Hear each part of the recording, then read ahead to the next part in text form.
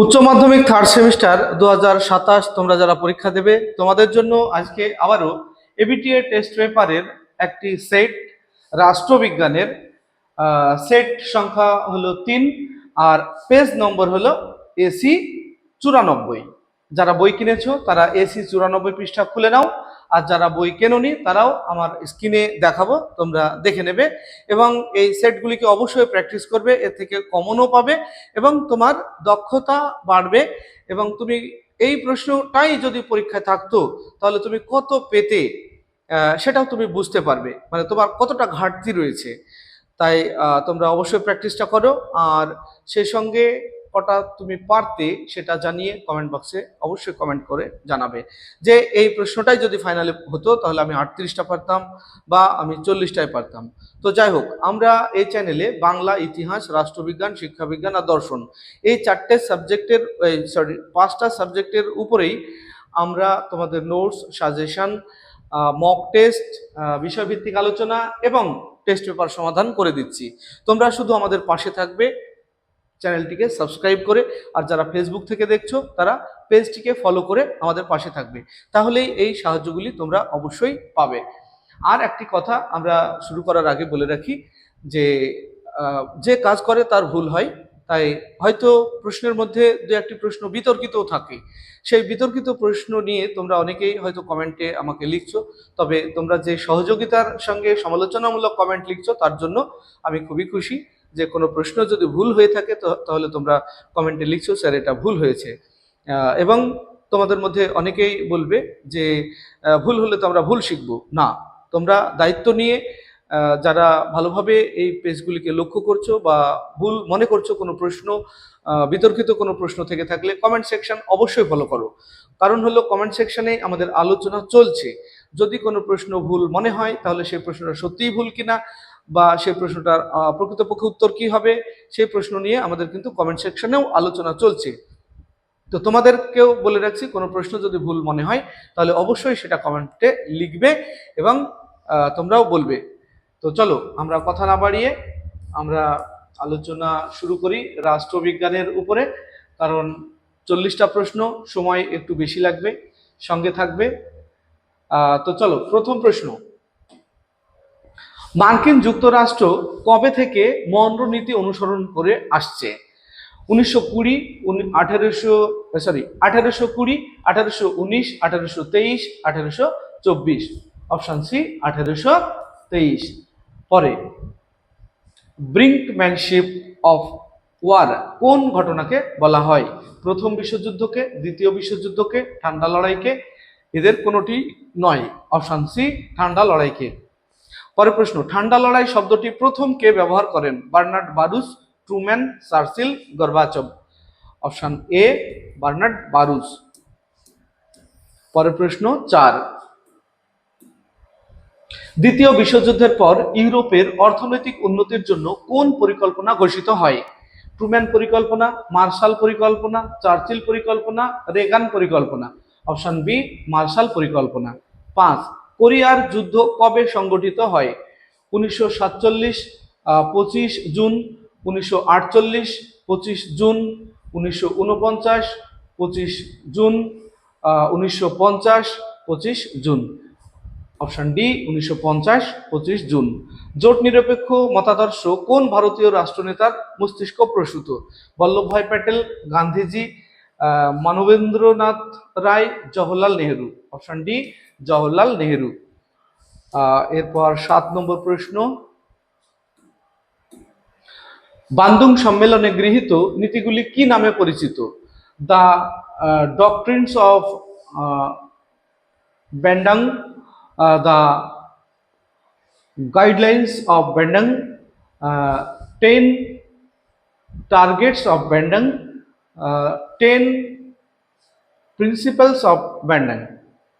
Option D 10 principles of Bandung। কাদের মধ্যে salt one স্বাক্ষরিত হয়েছিল? ভারত ও চীনের মধ্যে, আমেরিকা ও সোভিয়েত ইউনিয়নের মধ্যে, আমেরিকা ও ভারতের মধ্যে, ভারত ও পাকিস্তানের মধ্যে? অপশন বি আমেরিকা ও সোভিয়েত ইউনিয়নের মধ্যে। পরের প্রশ্ন আমরা দেখব এবার 9 নম্বর প্রশ্ন, 9, কোন সম্মেলনে সাধারণ সভা ও নিরাপত্তা পরিষদের গঠন সম্পর্কে আলোচনা হয়?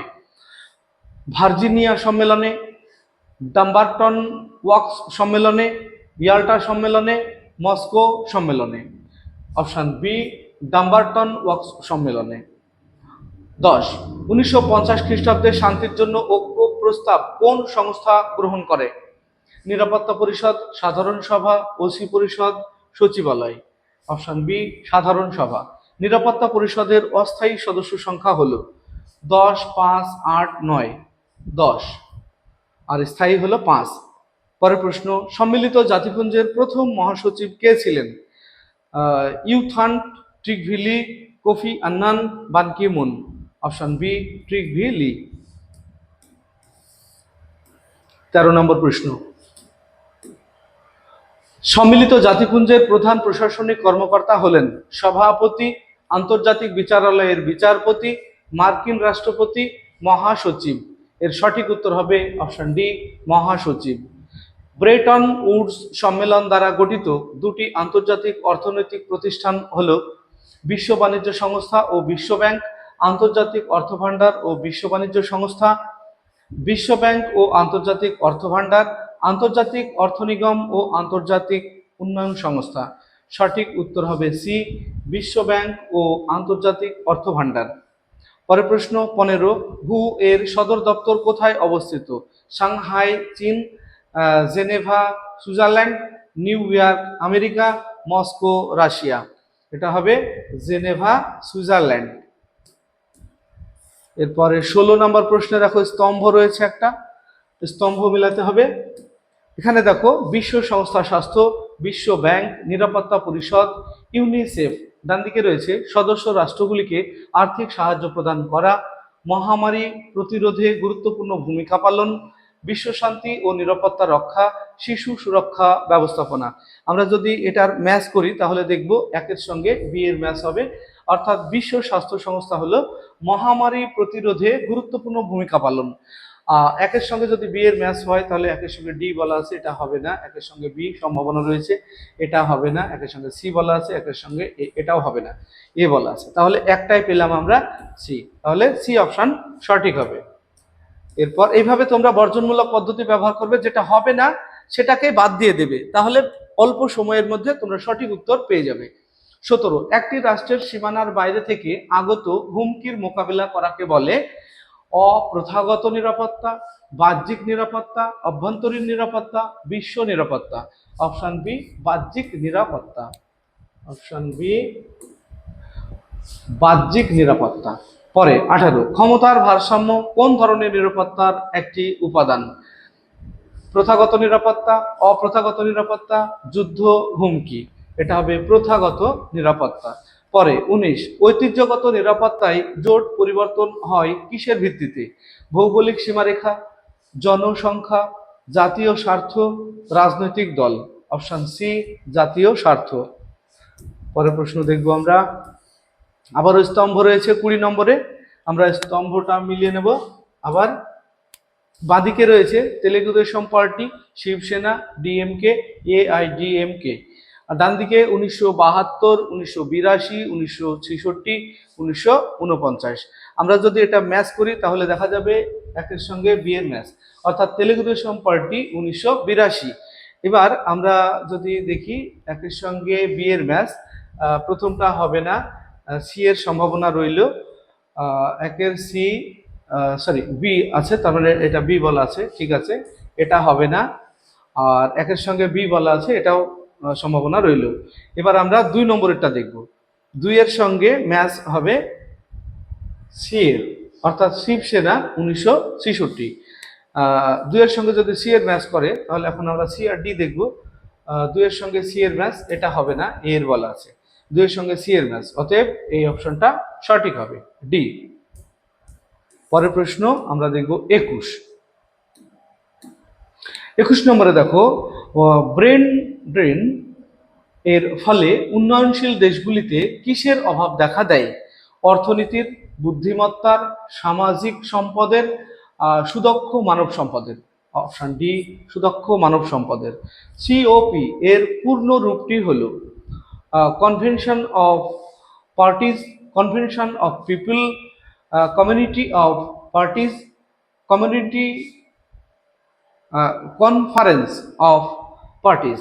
তাহলে এখানে option D conference of parties. বিবৃতি রয়েছে, এবার আমরা বিবৃতি দেখব 23 নম্বর। 23 নম্বরে দেখো বিবৃতিতে বলা আছে বর্তমানে পরিবেশগত নিরাপত্তা বিঘ্নিত হচ্ছে। বর্তমানে পরিবেশগত নিরাপত্তা বিঘ্নিত হচ্ছে, এটা ঠিক, পরিবেশগত নিরাপত্তা বিঘ্নিত হচ্ছে এবং ওজোন স্তরে, কারণ ওজোন স্তরের ক্রমবর্ধমান অবনতি হচ্ছে, এটাও ঠিক। তাহলে আমরা যদি দেখি তাহলে এটা দুটোই ঠিক এবং এর সঠিক কারণ বা সঠিক ব্যাখ্যা। তাহলে এ ও আর উভয়ই সঠিক এবং আর হলো এ এর সঠিক ব্যাখ্যা, এটা এ নাম্বার অপশনই সঠিক হবে, আমরা আর দেখব না। পরে 24 সামাজিক ক্ষমতাকে রাজনৈতিক ক্ষমতায় পরিণত করার সর্বাপেক্ষা গুরুত্বপূর্ণ একটি হাতিয়ার বলে রাজনৈতিক দলগুলিকে কে চিহ্নিত করেছেন? Gilchrist, Gettell, Barker, Neumann. Option D Neumann. এরপর আমরা দেখব 25 নম্বর প্রশ্ন। 25 সমাজতান্ত্রিক রাষ্ট্রের প্রকৃতি বহুদলীয়, একদলীয়, সুস্পষ্ট দ্বিদলীয়, অস্পষ্ট দ্বিদলীয়। এটা হবে একদলীয়, বি।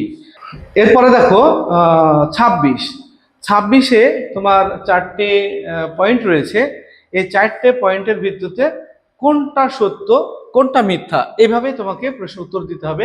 এনএএম নাম এর নীতি হলো, এই 4টের মধ্যে সবগুলি এনএএম এর নীতি না, 4টে নীতি দেওয়া রয়েছে, কোনটা কোনটা এনএএম এর নীতি, কোনটা কোনটা ঠিক কোনটা কোনটা ভুল, সেই হিসাবে তোমার 4টে বিকল্প দেওয়া রয়েছে, এই 4টে বিকল্পের উত্তর তোমাকে দিতে হবে। দেখো 1 নম্বরে বলা আছে একটা নীতি সমালোচনার অধিকার প্রদান করা, এটা ভুল। 2 নম্বর শান্তির পরিবেশ তৈরি করা, এটা ঠিক। 3 সমস্ত জাতির আত্মনিয়ন্ত্রণ এর অধিকারকে স্বীকৃতি প্রদান করা, এটাও ঠিক। আর নবীন বিধানসভা গঠনের জন্য উৎসাহ প্রদান করা, এটা ভুল। তাহলে 1 আর 4 হলো ভুল আর 2 আর 3 সঠিক। তাহলে আমরা এখানে যদি অপশন দেখি তাহলে সি অপশন সঠিক, 2 আর 3 হলো ঠিক, 1 আর 4 ভুল, 1 আর 4 অসত্য। এরপর আমরা দেখব 27 নম্বর প্রশ্ন। 27 দেখো ভারতের রাজনীতিতে জাতপাতের রাজনীতিকরণ বলে অভিহিত করেছেন কে? পল ব্রাস, রজনী কোঠারি, অতুল কোহলি আর জোয়া হাসান। অপশন বি রজনী কোঠারি।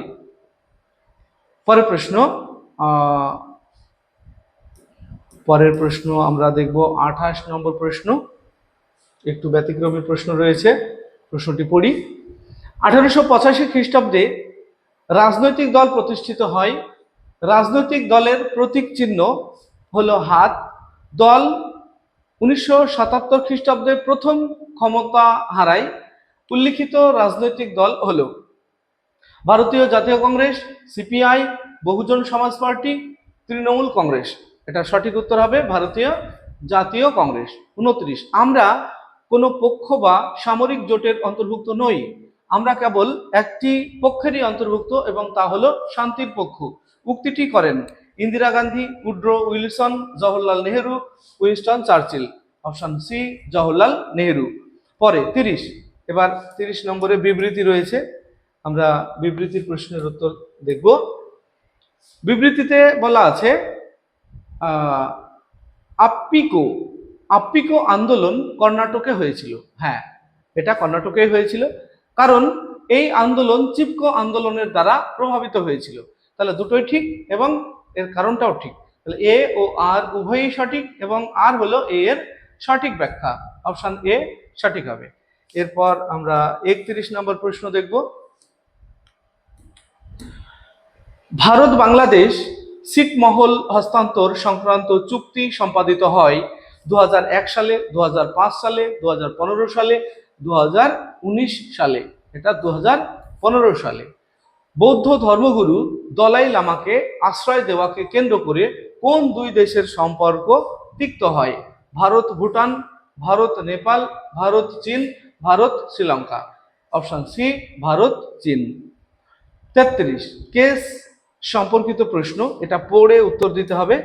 একটা বিষয় লেখা আছে এবং তার ভিত্তিতে তোমাকে উত্তর দিতে হবে। দেখো, 1948 সালে সিয়াচিন গ্লাসিয়ার অধিকার করাকে কেন্দ্র করে ভারত ও পাকিস্তানের সম্পর্কের মধ্যে সংঘর্ষ ও উত্তেজনা বৃদ্ধি পায়।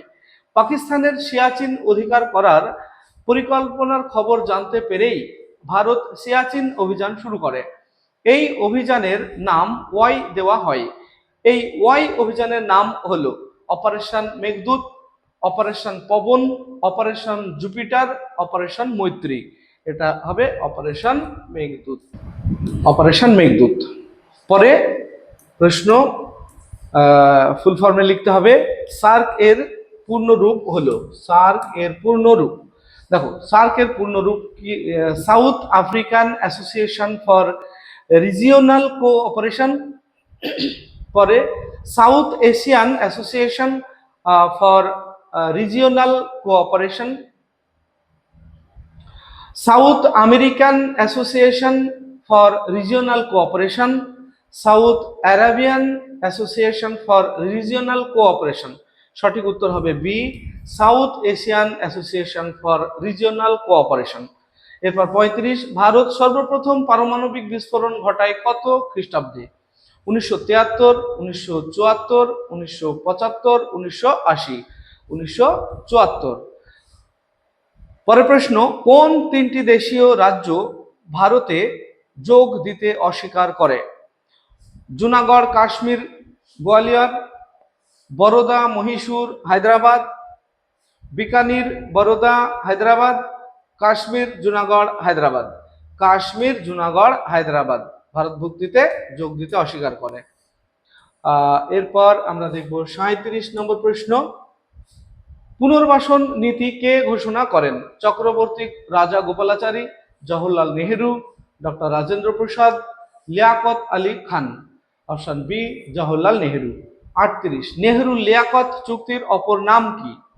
লাহোর চুক্তি, কলকাতা চুক্তি, দিল্লি চুক্তি, আহমেদাবাদ চুক্তি। অপশন সি, দিল্লি চুক্তি। পরে 39, আনুষ্ঠানিকভাবে হায়দ্রাবাদ ভারতভুক্তি কবে হয়? 1949, 26 জানুয়ারি, 1950, 26 জানুয়ারি, 1951, 26 জানুয়ারি, 1952, 26 জানুয়ারি। সঠিক উত্তর হবে বি, 1950, 26 জানুয়ারি। এরপর সবশেষ প্রশ্ন আজকের আমাদের 40 নম্বর প্রশ্ন, দেশীয় রাজ্য কাশ্মীরের ভারতভুক্তির জন্য সম্পাদিত দলিলটির নাম কি? Instrument of integration, instrument of accession, instrument of action, instrument of separation. Option B, instrument of accession. এই ছিল আমাদের রাষ্ট্রবিজ্ঞানের 3 নম্বর সেট। ভিডিওটি ভালো লাগলে লাইক, কমেন্ট এবং বন্ধুদের শেয়ার করবে।